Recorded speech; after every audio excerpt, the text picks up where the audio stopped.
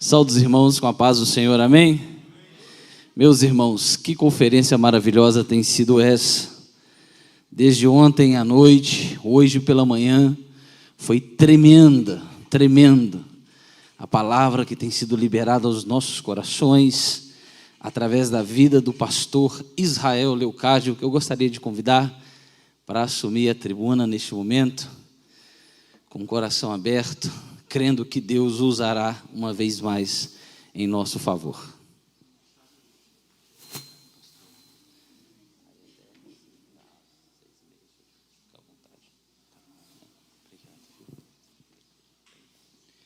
Boa tarde, irmãos.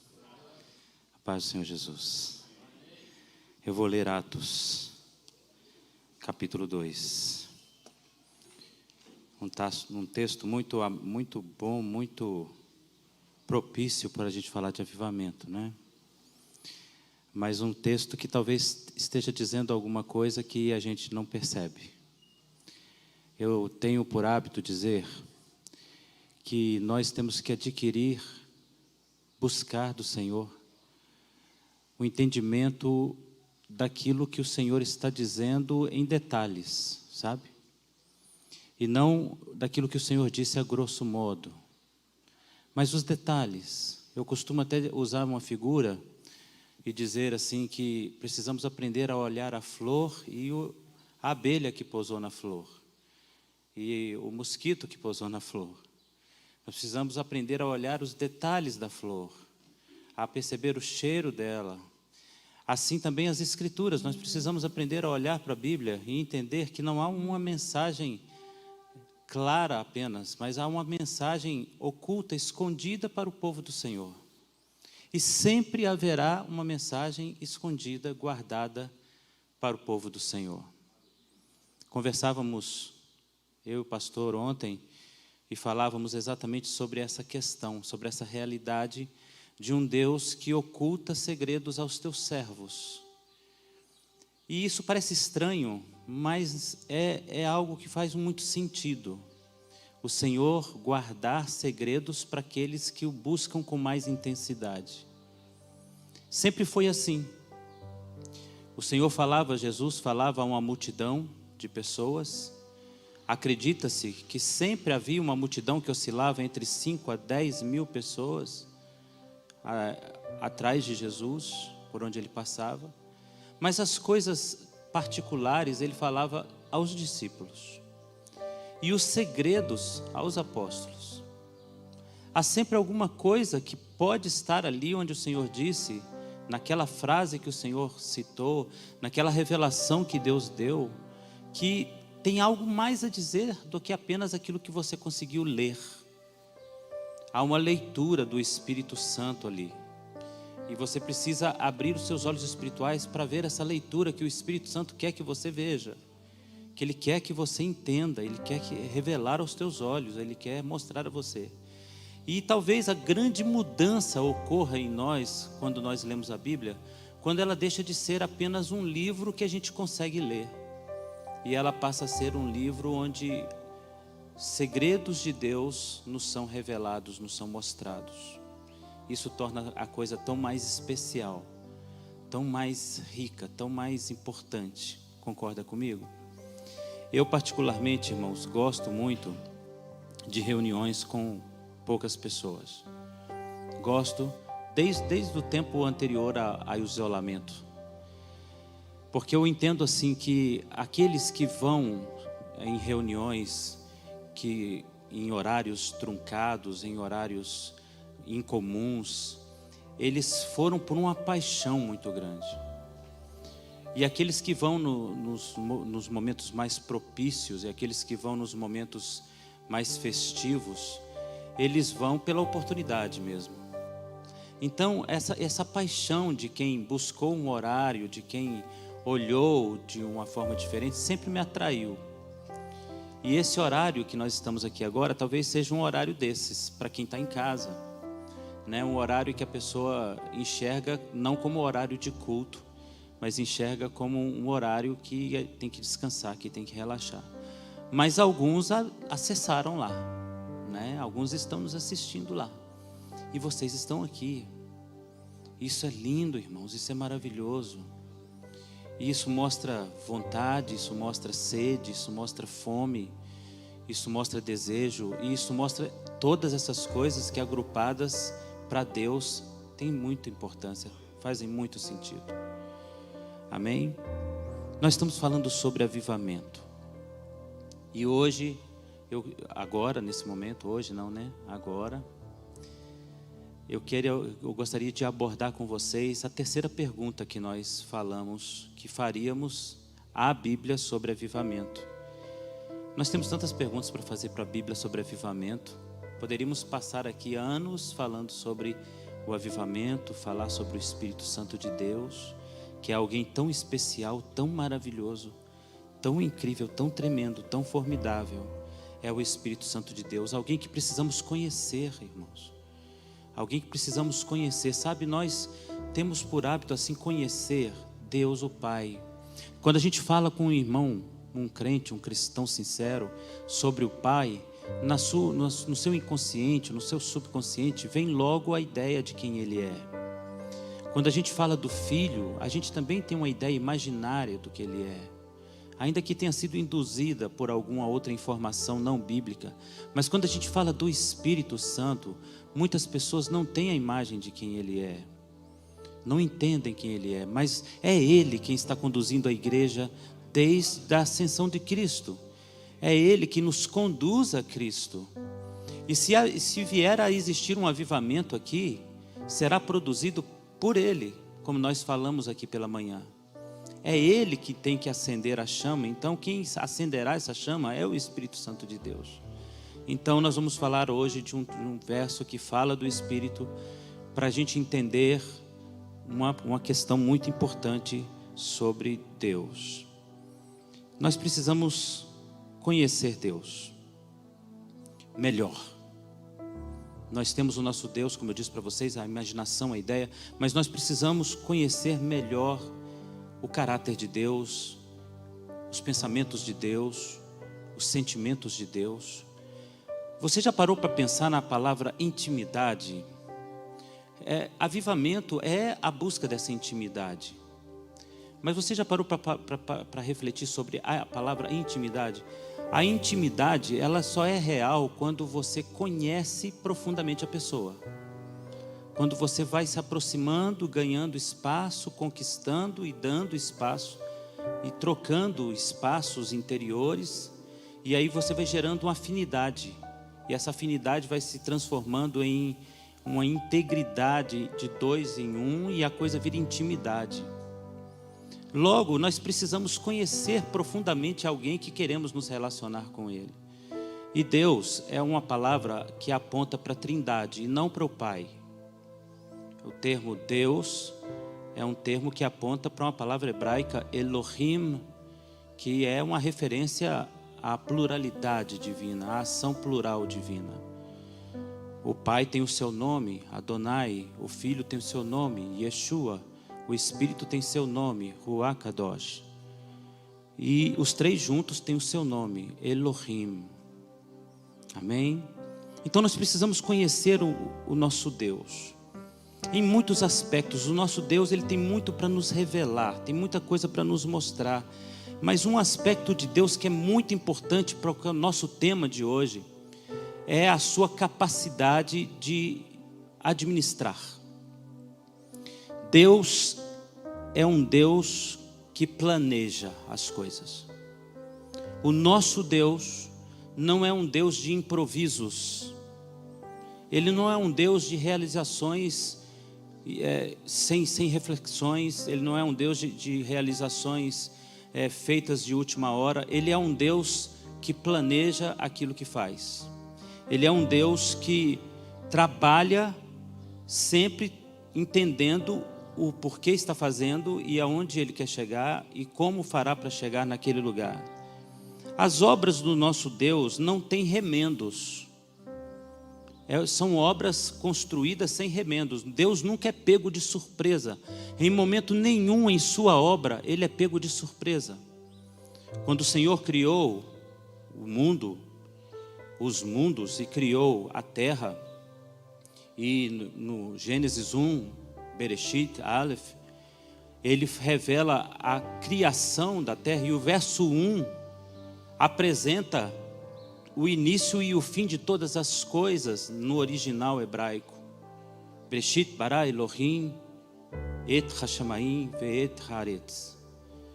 O Senhor criou o princípio e o fim do céu e da terra. E o verso 1 está dizendo que Ele, ao criar, e antes de dizer o que fez, Ele criou início e fim de tudo.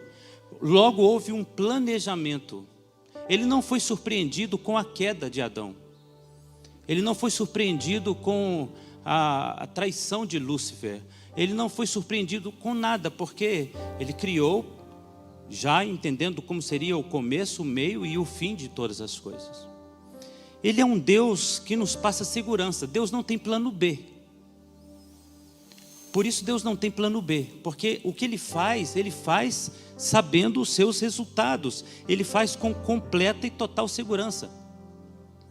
Você já deve ter lido em Gênesis capítulo 2, no verso 2, que o Senhor diz a seguinte frase: havendo Deus terminado no 7º dia a sua obra que fizera, descansou.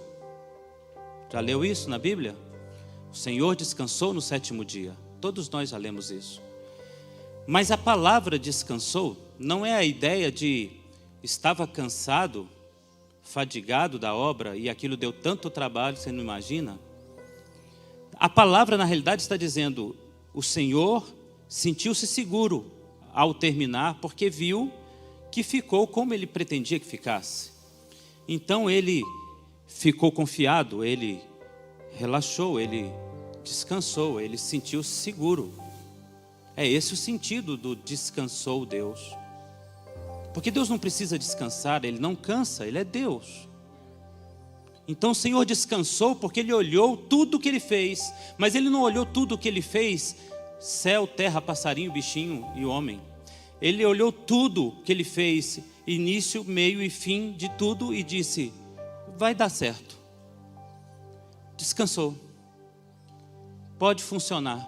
Liga a máquina, que ela vai funcionar direitinho.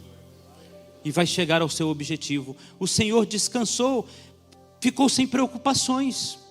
E é bom você servir a um Deus que planeja. Ele é um excelente gestor de coisas, de pessoas, de obras, de vida e de projetos. Porque tudo que Ele faz sempre planejando as coisas. Quer ver um exemplo? Ele vai destruir a humanidade, mas Ele tem um plano. Antes de anunciar, Ele tem um plano. Ele tem um plano e tem um tempo para o plano. E Ele anuncia o plano para destruir, mas Ele tem um Noé, Ele tem um projeto, Ele tem uma família, Ele tem um tempo para as águas virem. Noé passa 100 anos avisando que viria o dilúvio. Por que Deus fez isso? Porque Ele trabalha sempre organizadamente. Ele chama Abraão, e Ele não chama Abraão e diz: Abraão, sai aí da sua terra, eu vou te mostrando aí, pelo caminho eu vou decidindo onde você vai. Não, Ele sabe para onde Abraão vai, onde ele deve ficar. Quando Abraão resolve, por um instante, dar uma fugidinha do centro da vontade de Deus, o Senhor manda ele voltar. Promove uma situação e ele tem que voltar, porque é lá, é aqui, nesse lugar geográfico que eu tenho um plano aqui, o projeto é aqui, a coisa funciona aqui. E antes da gente falar de avivamento, eu espero que Deus já esteja falando com você alguma coisa. O teu Deus, Ele é organizado. Então Ele não joga você em uma roubada, Ele não coloca você num buraco e diz: agora se vira para sair. Ele tem toda a estratégia e todo o caminho para trabalhar. Deus chama um Moisés da vida, e chama esse Moisés, mas Ele trabalha todo um projeto para esse Moisés. Antes mesmo desse menino nascer, Ele autoriza que haja uma ameaça de morte sobre as crianças hebreias, para que Moisés seja colocado no Nilo, para que seja achado pela Hatshepsut, para que seja criado por ela, para que depois seja educado no palácio para ser um grande governante. 40 anos treinado para ser um bom governante, uma faculdade excelente de administração pública. Então agora o Senhor permite uma situação, ele foge para Midian, é treinado 40 anos para ser sacerdote. Agora ele tem tanto a habilidade para lidar com Deus, como a habilidade para lidar com as pessoas e administrar as coisas. Então agora ele volta. O Senhor tem planos. E Ele trabalha com projetos. O nosso Deus não é um Deus de improviso. Ele é um Deus de planejamento. Ele é um Deus de propósito. E tudo isso eu estou dizendo para a gente ler Atos capítulo 2. Para a gente responder uma pergunta. Nós fizemos a sugestão de 4 perguntas. A primeira, no primeiro nosso encontro, nós queremos avivamento, o que Deus quer. Lembram? Nosso segundo encontro, nós queremos o avivamento. Como Deus quer o avivamento? E agora eu quero dizer, nós queremos o avivamento para nós. Amém? Deus quer o avivamento para qual propósito? Por isso eu fiz todo esse caminho, para você entender que Deus não fará coisa alguma sem um plano.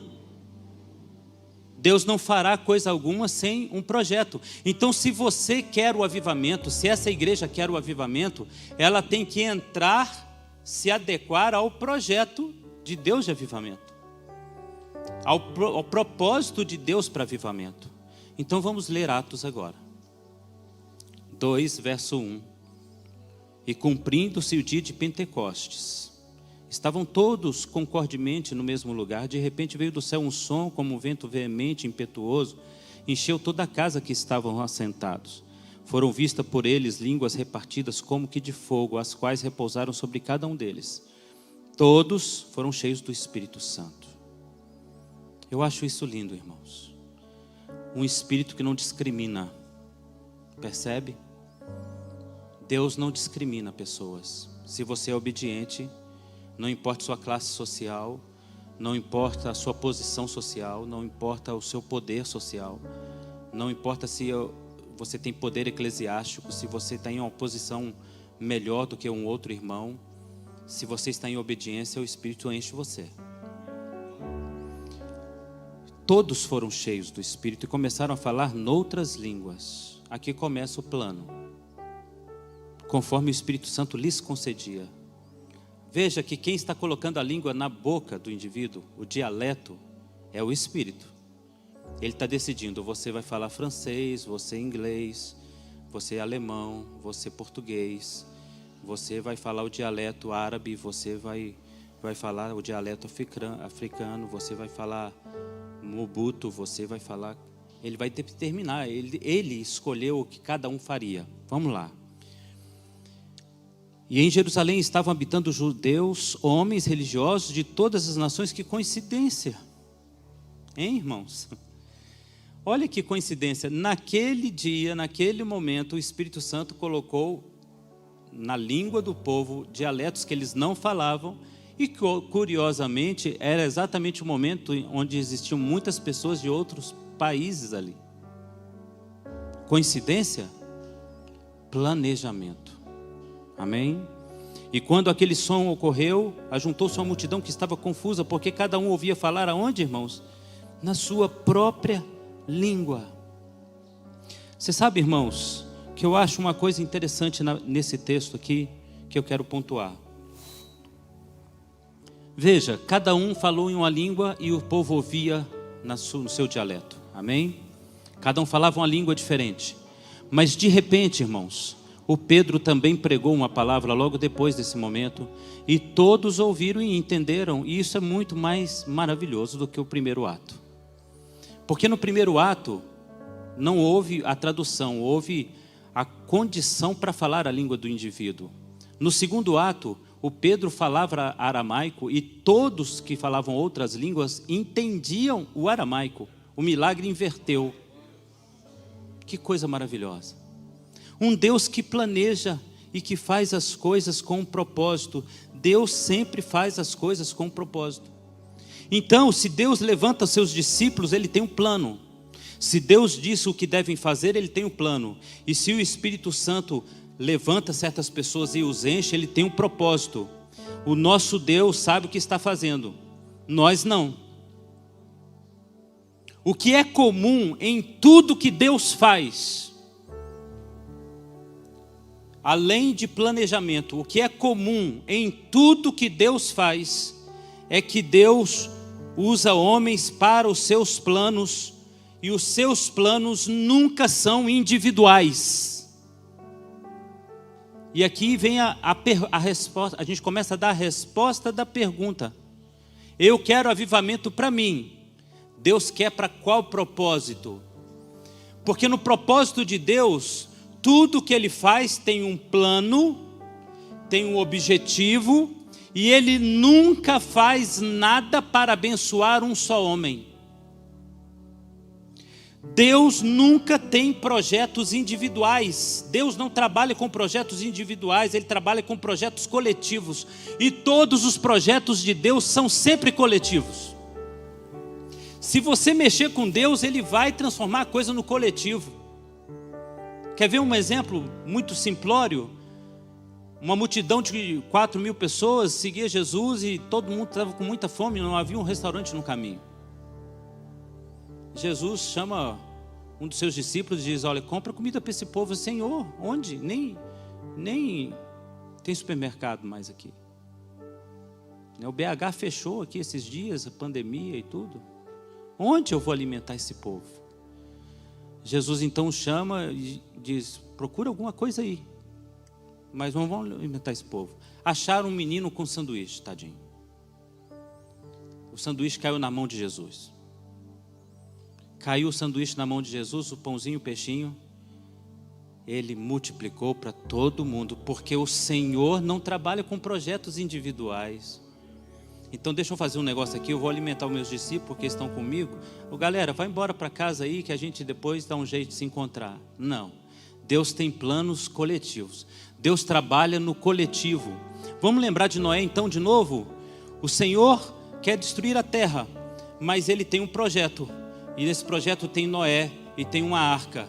Mas no projeto tem a salvação de todos os animais. Mas no projeto tem a evangelização antes. E Noé passa 100 anos avisando, 100 anos tentando salvar todos. Porque projetos de Deus são coletivos. O Senhor chama Abraão e diz: sai da tua terra, para a terra que eu vou te mostrar. Farei de ti uma grande nação, abençoarei você grandemente, sua descendência será abençoada. Mas o Senhor diz assim para ele: e tu serás uma bênção, e em ti serão benditas todas as nações da terra. O plano não era para Abraão, era a partir de Abraão.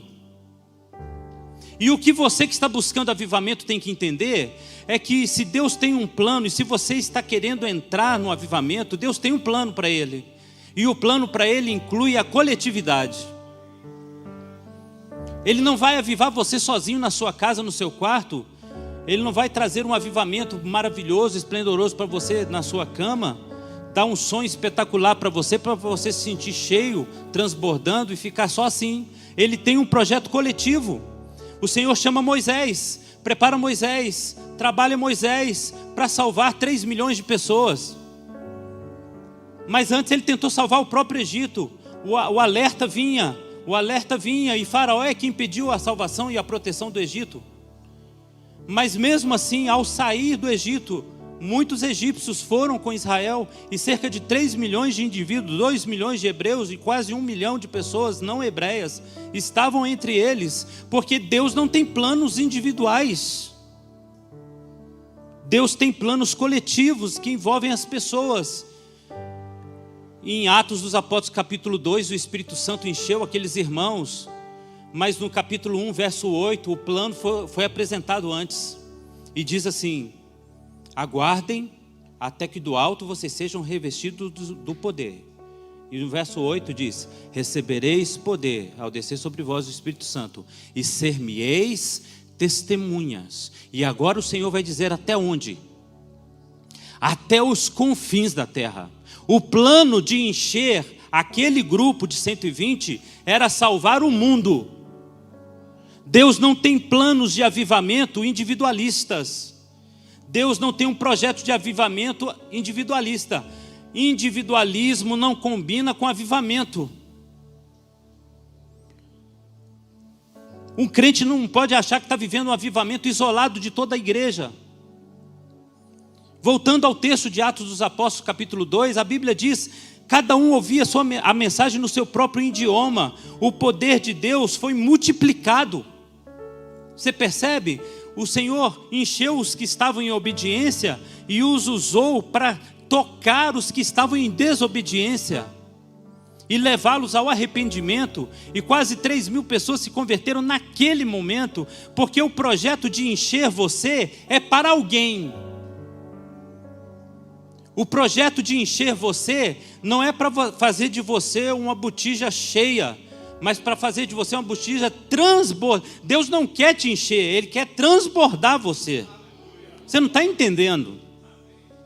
Deus não quer você cheio do Espírito, Ele quer você transbordando. A palavra do Senhor é: olha, aquele que beber da água que eu tenho para dar, do seu interior fluirão rios. Não é uma torneira, não é um copo d'água, é rio fluindo. Porque o Senhor tem projeto para coletividade. Você está entendendo isso, meu irmão? Então, se você veio aqui falar com Deus, Deus me enche, deixa eu dizer para você, Deus não está interessado em te encher. Deus está interessado em fazer de você uma fonte inesgotável. E Ele está interessado em fazer isso porque Ele está interessado em alcançar pessoas, porque Ele está interessado em chegar até pessoas. Em Mateus capítulo 17 tem uma história muito interessante que você conhece. Eu vou citar porque você conhece. Jesus sobe ao monte com 3 dos seus discípulos, 3 apóstolos considerados principais, amém? E Ele transfigura-se diante deles ali. E aí então, aquela cena foi maravilhosa. Eu fico imaginando quão espetacular foi ver a glória manifesta em Cristo transfigurado, em poder. Aparecem Moisés e Elias ao lado de Jesus. São uma coisa, o melhor culto que Pedro já participou na vida dele, não é? E aí então o Pedrão, que falava bastante, e graças a Deus porque ele falava, porque ele tirou as nossas dúvidas. As perguntas deles respondem às nossas perguntas, né, que poderíamos desejar fazer. Ele chega para Jesus e fala assim: Senhor, que bom está nesse culto.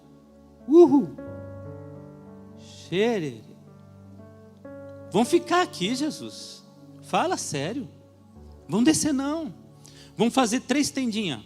Uma igrejinha para você, uma igrejinha para Elias, uma igrejinha para Moisés. Nós vamos ficar aqui os 3. Isso aqui é bom, vou descer, quero descer não. A palavra de Jesus foi direta. E a palavra do Pai foi direta. A do Pai foi a seguinte: não tenham medo, ouçam-no. Moisés e Elias desapareceram e Jesus disse: desçamos, nós não vamos ficar aqui. Porque o grande plano de ter uma comunhão com Deus não é você se encher e ficar maravilhado por ter tido uma experiência, é descer com a experiência para o mundo e mudar o mundo. Jesus os levou àquele monte para eles terem uma experiência e descerem do monte e mostrarem a experiência para as pessoas. O plano de Deus é na coletividade, não é na individualidade. Então, se você não entender isso, que o projeto de Deus envolve outras pessoas, e você veio buscar só para você, você está fora do projeto. Você está fora do plano. Senhor, eu quero tanto. Para que você quer? Como você quer? De que maneira você quer? Você quer um avivamento para uma pessoa? Então você não entendeu a Bíblia. Abra sua Bíblia em Tiago capítulo 4, no verso 3.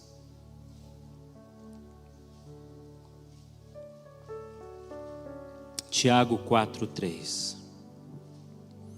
Tiago vai dizer uma coisa tão linda e que às vezes a gente não percebe também que está ali. Pedis e não recebeis, porque você pede mal. Parece que a gente só não sabe orar, não é isso? E a gente ora mal mesmo, pra caramba, né? Oramos muito mal. Ainda bem que o Espírito Santo intercede por nós com gemidos inexprimíveis, porque nós oramos muito mal. Mas temos um intercessor, amém? Que está aqui. Mas olha, você pede e não recebe porque você pede mal. Agora ele vai dizer o que é pedir mal no contexto de Deus. Você pede para gastar no seu deleite pessoal. Você percebeu? O que é para Deus orar mal? Orar mal é orar egoisticamente. Orar mal é orar pensando só em um. Orar mal é orar pensando só no seu benefício pessoal, sem que ninguém seja alcançado por ele. Você pede e pede mal porque você quer gastar no seu prazer. Você quer para você. Isso se chama egoísmo. E o Senhor não trabalha nos seus projetos o egoísmo. Deus não tem planos particulares, Ele tem planos coletivos. Ele tem planos para todos. Um simples olhar para o Espírito Santo revelará qual é o propósito do Espírito Santo. Se Deus encher você, fará você transbordar. Se Deus levantar você, Ele levanta você para abençoar alguém. Ele nunca levanta você para ser bênção para você mesmo, para profetizar no espelho, para ser um baita crente dentro de casa. Pastor, depois que eu parei de vir à igreja, está uma bênção lá na minha casa, eu estou pegando fogo. Olha, vai virar carvão. E não vai fazer obra nenhuma, vai até virar uma cinzazinha e não dá mais nada. Porque fogo, irmão, ele tem um propósito. Ele precisa purificar ou incendiar grandes coisas. E o plano de Deus nunca é abençoar individualmente. Se Deus aviva pessoas, Ele quer essas pessoas conduzindo o avivamento. E se Deus levantar você, Ele quer que você se importe com o que Ele se importa, com o outro. Ele quer que você se importe com o mundo. Um missionário muito conhecido no mundo acadêmico da teologia, Moody, ele disse o seguinte: o que Deus fará no mundo, na vida de alguém que se entrega completamente a Ele? Era a pergunta que ele fazia. O que Deus fará no mundo a partir de uma pessoa que se entregue completamente a Ele? Olha o raciocínio bíblico. O que Deus fará no mundo a partir de alguém que se entregar completamente para Ele. E aí você olha todas as histórias do avivamento, elas começam com um indivíduo, ou um indivíduo começa um incêndio de avivamento. Mas não é uma coisa pessoal, particular na sua casa, é para alastrar. O alvo é todos, o alvo é coletivo. E se no teu projeto de avivamento você não estiver pensando em compartilhar, você não entendeu Bíblia. Você não entendeu o projeto de Deus. Eu vou chamar você para ler mais um texto comigo em Gênesis 45, no verso 7. Que é uma palavra de José. Irmãos, José é um indivíduo crente. E a vida de José mostra o quanto a sua unção diz respeito ao que nós estamos falando aqui. Na sua versão está escrito de uma maneira diferente, talvez. Mas no capítulo 45, verso 7, olha para mim. José tinha sido vendido pelos seus irmãos, amém? Foi levado para o Egito. Ele foi escravo, depois prisioneiro. E chegou a ser o primeiro ministro do Egito. Maravilha. Agora eu vou me esbaldar. Mas no verso 7 do capítulo 45, ele chama os seus irmãos e diz assim: olha, não fiquem tristes, porque o Senhor me trouxe aqui para conservar a vida de vocês. Olha aqui para mim, irmãos. Deus nunca usará você para um projeto pessoal. Deus não levou José para o Egito para mostrar o quanto ele abençoa um jovem fiel. Deus levou José para o Egito para preservar a sua família. O projeto de Deus sempre é coletivo, nunca é pessoal, nunca é individual. A palavra de Deus fala em Jó capítulo 42, verso 10. Se você quiser conferir na tua Bíblia ou riscar, Jó 42, 10. A história de Jó é uma história incrível, absurdamente incrível. E no auge do seu sofrimento, que levou em torno de 9 meses de duração, no auge do seu sofrimento, no verso 10, a Bíblia revela por que Deus resolveu acabar, estancar com o sofrimento dele.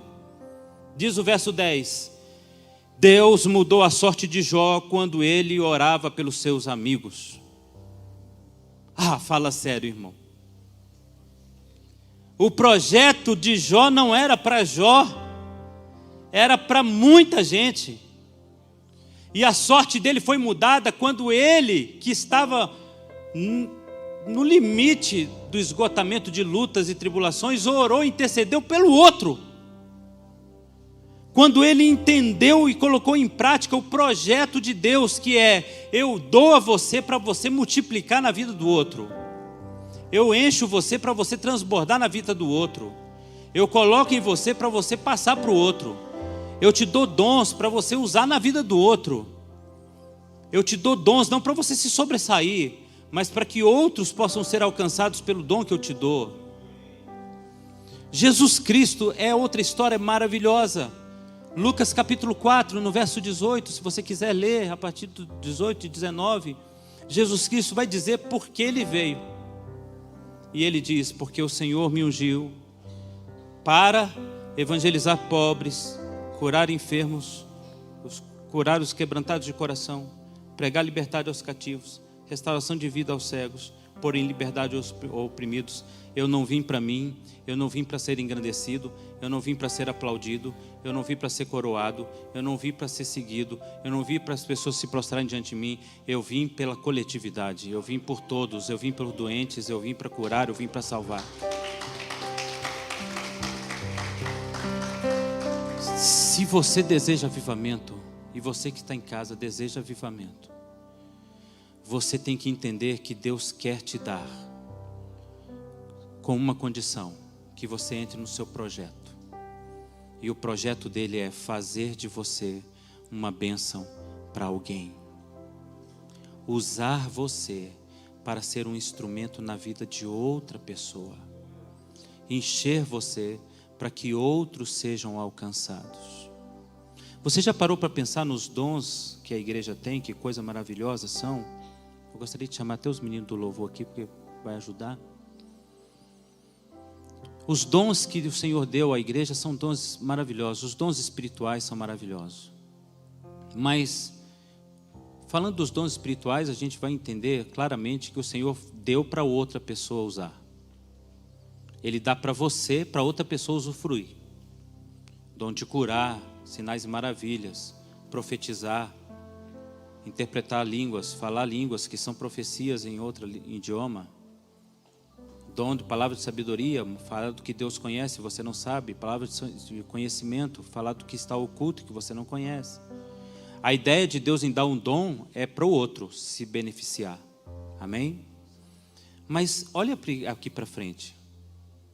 Deus deu dons que não estão relacionados na Bíblia, mas a gente sabe que são dons e talentos. E qual que é a graça desse talento? Qual que é a graça de Deus nesse dom de adoração, por exemplo? Para que vocês nasceram? E o adorador, ele tem uma característica diferente, porque ele não serve para outra coisa. Foi o que o Senhor disse aos levitas: todos vão herdar muita coisa, mas vocês vão herdar a mim mesmo. O adorador, ele parece nascer adorador. É uma coisa... O Senhor separou a tribo de Levi, e o nome Levi é a fusão de duas palavras hebraicas, Lev e Yod, que significa meu coração. Meu coração. O adorador, ele adora porque o coração dele está atrelado ao coração do Senhor Deus. Então ele sente Deus. Ele vive Deus, sabe como? Mas o que é lindo nisso aqui? Eles não são artistas, mas só faz sentido o que eles fazem para eles quando eles veem a reação aí. Não é assim, gente? Quando eles começam a ministrar e eles veem a reação aí. Porque é assim também o dom, qualquer dom do Espírito, ele só faz sentido quando a reação acontece lá. É como a onda que vai passando, e ela vai arrastando, e vai levando, vai conduzindo, e vai falando, e vai trazendo as pessoas, e vai atraindo as pessoas. Quando você compartilhar o mesmo sentimento de Deus, então o Espírito Santo encherá você sem medida. Deixa eu dizer uma coisa para você, irmãos. Eu já estou encerrando, e deixa eu dizer uma coisa para você. Não há em Deus o propósito de conduzir você apenas à experiência, como eu disse, de ter um pouco de Deus.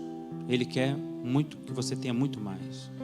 Na palavra do Senhor, o profeta é levado até um rio que está no trono, no templo que flui do trono, e o Senhor manda ele andar, e as águas vão tomando ele por inteiro, até que ele nada nessas águas. O objetivo do Senhor não é que você experimente a água, mas que você mergulhe nela, para que você tenha muito dela. Entende isso, irmão?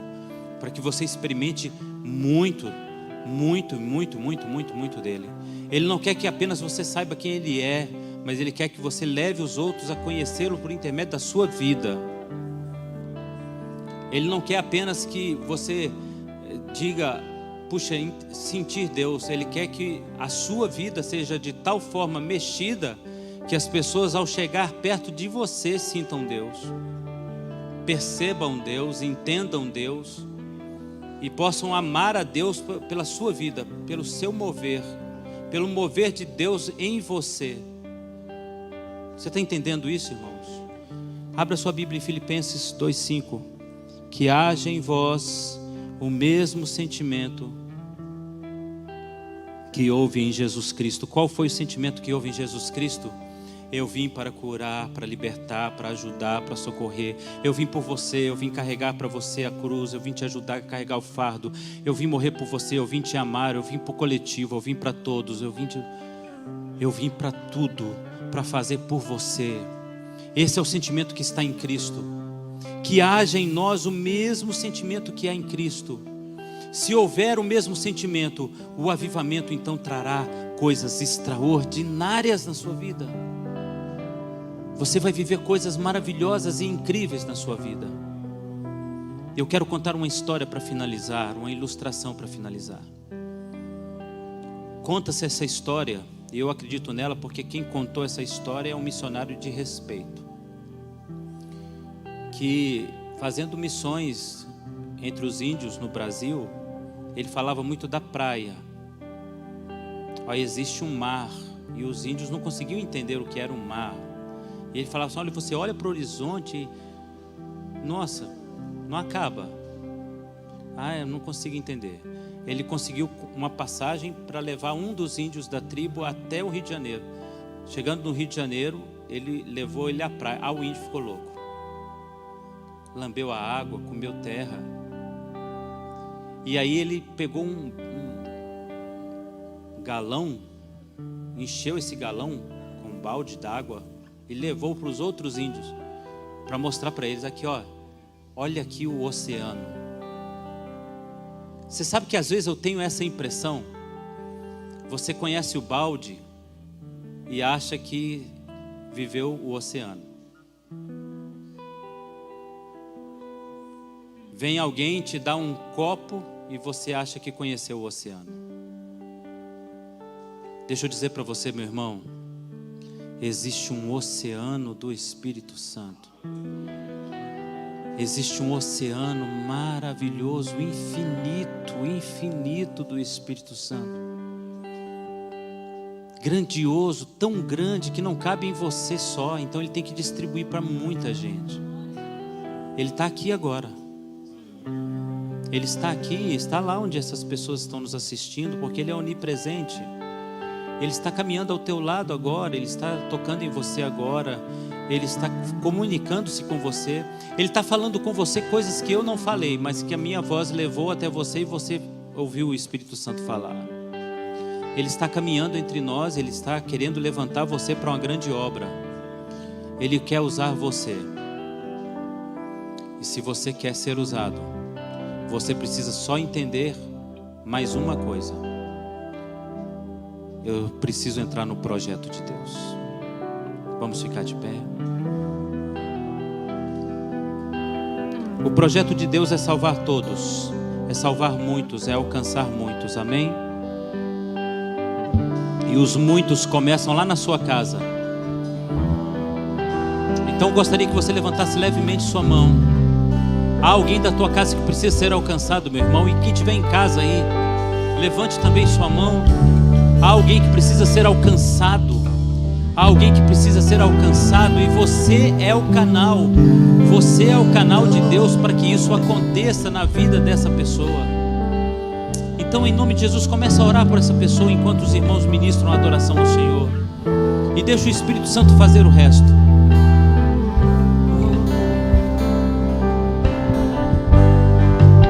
Vai orando pelo seu familiar e fala: Senhor, eu quero, mas eu quero para que a minha casa, para que os meus amigos, para que a minha família, para que os meus irmãos, para que os desconhecidos conheçam algo extraordinário do Senhor. Aleluia.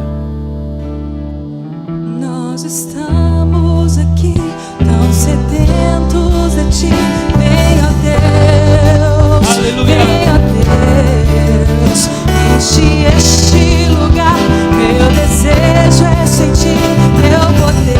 Vai orando pela tua casa, querido. Teu poder. Vai intercedendo ao Senhor pelo mundo. Vai dizendo: Senhor, eu quero ser instrumento do Senhor para o mundo. Sim, Deus, nós estamos aqui tão sedentos de Ti. Vem, ó Deus, vem, ó Deus. Deixa o Senhor te encher, querido. Este lugar, meu desejo é sentir Teu poder, Teu poder. Então vem incendiar meu coração, o Teu altar. Quero ouvir o som do céu, Tua glória contemplar. E então vem incendiar meu coração, é o Teu altar. Quero ouvir o som do céu, Tua glória contemplar.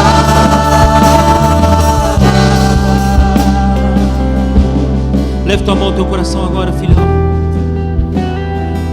Oh, Senhor, vocês têm buscado avivamento aqui. Glória a Deus, glória a Deus. Deus, traga esse avivamento. Senhor, traga esse avivamento até essa igreja.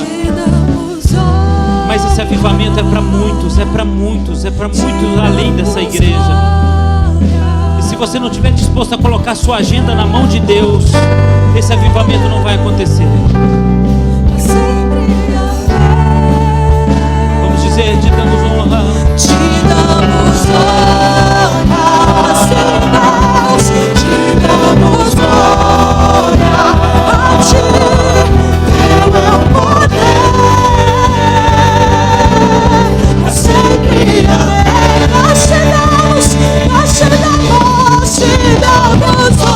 honra, te damos glória.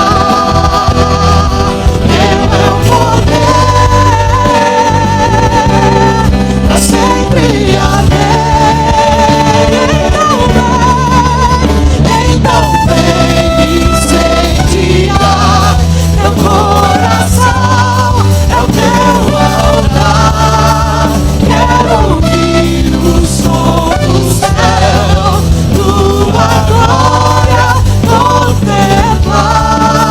Então vem incendiar meu coração, é o Teu altar, Deus. Quero ouvir o som do céu, Tua glória contemplar. Levante suas mãos agora, querido. Nós vamos estar orando pela igreja, por esta igreja. Pode continuar o louvor, pode continuar. Deixa o louvor ajudar esse momento aqui. Deixa o louvor trabalhar esse ambiente. A adoração trabalha o ambiente. Levante suas mãos. Olha, existem muitos outros irmãos da igreja. Eu quero que você comece a orar por essa igreja e dizer ao Senhor: Deus, nós queremos um avivamento, mas não pessoal, não particular, não individualista. Nós não queremos um avivamento, ó Deus, para mim, para que eu esteja bem.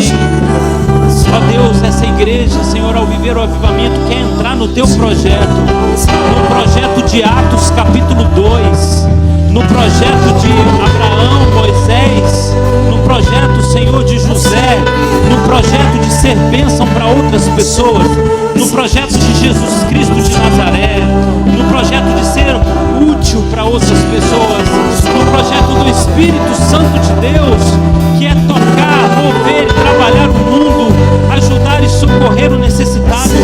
Ó Senhor, então nós estamos aqui, ó Deus, colocando essa igreja nas tuas mãos. Ó Deus grandioso, Deus, Espírito Santo de Deus, esta igreja está disposta, Senhor, a entrar no teu plano, a fazer o teu plano, a viver o teu plano, a colocar em prática a tua vontade, a viver o teu projeto, Senhor. E eu oro por esta igreja, eu oro por estes irmãos que estão em casa, eu oro por todos esses sedentos e famintos, Senhor, que eles querem, eles desejam, ó Deus, o mover sobrenatural do Senhor, para serem bênção na vida das outras pessoas, para serem usados pelo Senhor em outros lugares, para irem ao mundo, para pregar o Evangelho, para curar, salvar e restaurar. Eles querem ser fonte, Senhor, eles querem ser fonte de vida para outras pessoas. Então eu oro por eles, ó Deus, e peço ao Senhor, ó Deus, que essa palavra venha sobre eles, trazendo renovo. O teu Espírito traga essa vida restauradora, e eles se levantem, ó Deus, para fazer a diferença, e se levantem para transformar o mundo. Em nome de Jesus, em nome de Jesus, em nome de Jesus, em nome de Jesus.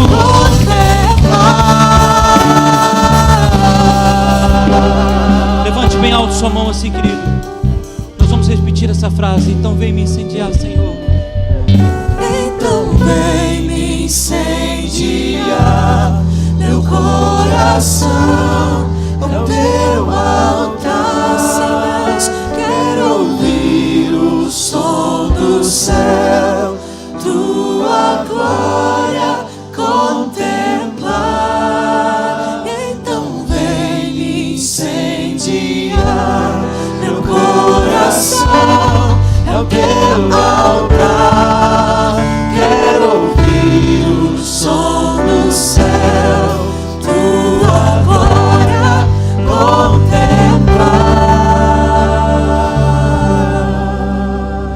Vamos aplaudir o Senhor. Aleluia.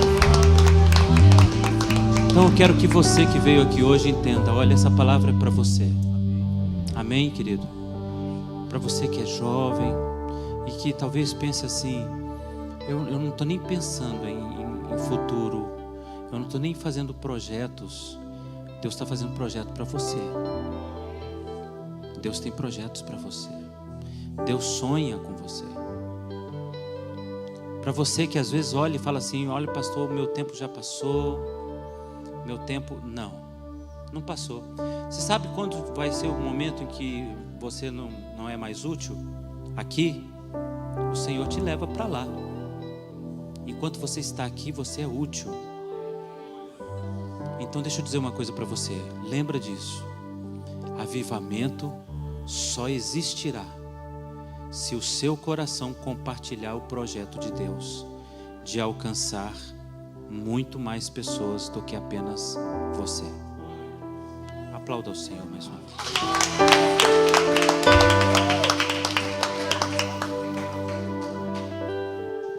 Glória a Deus, irmãos. Que bênção. Pastor, fica aqui pertinho para o Senhor nos despedir da bênção.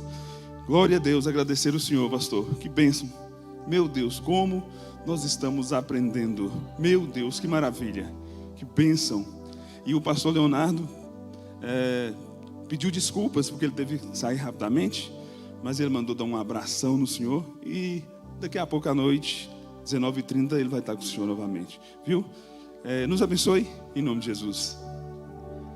Amém, amém, amém, amém.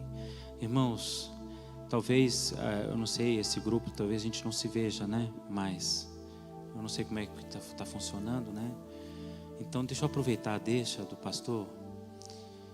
Ô gente, vocês são muito gente boa, gente. Que é isso? Eu consigo ver só o zoinho de vocês.